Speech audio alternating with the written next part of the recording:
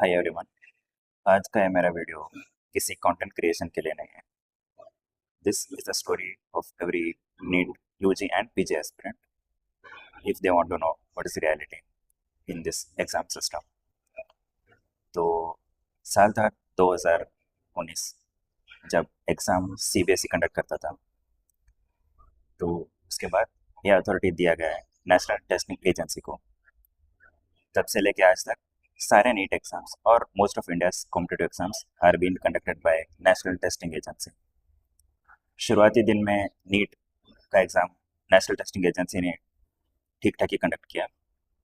तो साल आएगा 2024 जब it's a year full of controversies. पहली बार तो रिजल्ट एग्ज़ाम डेट से 10 दिन पहले अनाउंस हुआ। It coincided with Lok Sabha elections. So पूरा कंसंट्रेशन लोकसभा इलेक्शंस पे था और जो कंट्रोवर्सीज हुआ उस नीट पे, उस पर कोई ध्यान ही नहीं दिया। There were at least 64 all India rank 1, yes, 64 people got 720 out of 720 and there were marks like 718 and 19 which were mathematically impossible. तो इन्वेस्टिगेशन होने पर पता चला कि नियरली 1500 स्टूडेंट्स को ग्रेस मार्क्स दिया गया था just because of technical issues. खूब हंगामा हुआ, गलाटा भी हुआ और लास्ट में जब मैटर सुप्रीम कोर्ट तक पहुंचा तो सुप्रीम कोर्ट ने फैसला ये किया कि yes, they accepted that there were people leak, there were malpractices happening, but there was no re NEET. तो फ़र्क ही क्या पड़ता है अगर माल प्रैक्टिस हुआ है, चीटिंग हुआ है, वो छोटा हो या बड़ा हो, गलती तो स्टूडेंट्स के साथ हुआ है और इसका कोई अकाउंटेबिलिटी नहीं था। No transparency, no public apology. National Testing Agency and Ministry of Education both were totally silent and none of them were held responsible. तो फिर आता है नीट पीजी 2024 का। मैं भी उस 2024 बैच का ही स्टूडेंट हूँ।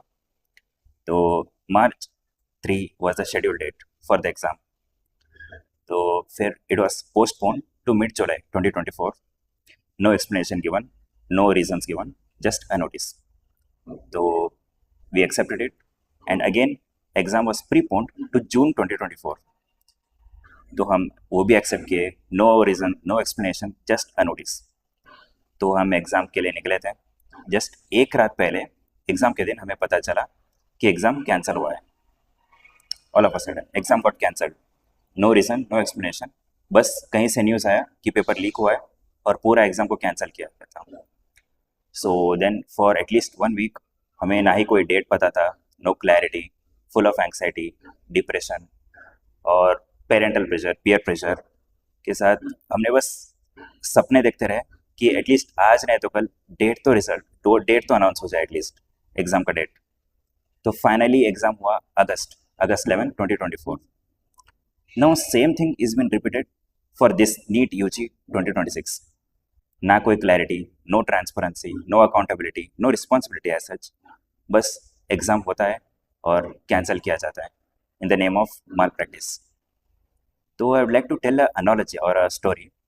इफ पूरा system, Indian education system, if it's a car and car driver is national Testing agency, road पर कोई एक्सीडेंट होता है तो जितना रिस्पॉन्सिबिलिटी कार ड्राइवर की होता है, नेशनल टेस्टिंग एजेंसी, उसका ओनर, कार का ओनर जो मिनिस्ट्री ऑफ एजुकेशन है, उसका भी तो इक्वली रिस्पॉन्सिबिलिटी, अकाउंटेबिलिटी और अ सेंस ऑफ ओनरशिप रहता है कि एटलीस्ट वो जवाब तो दे कि हो क्या रहा है और what at least is the next step.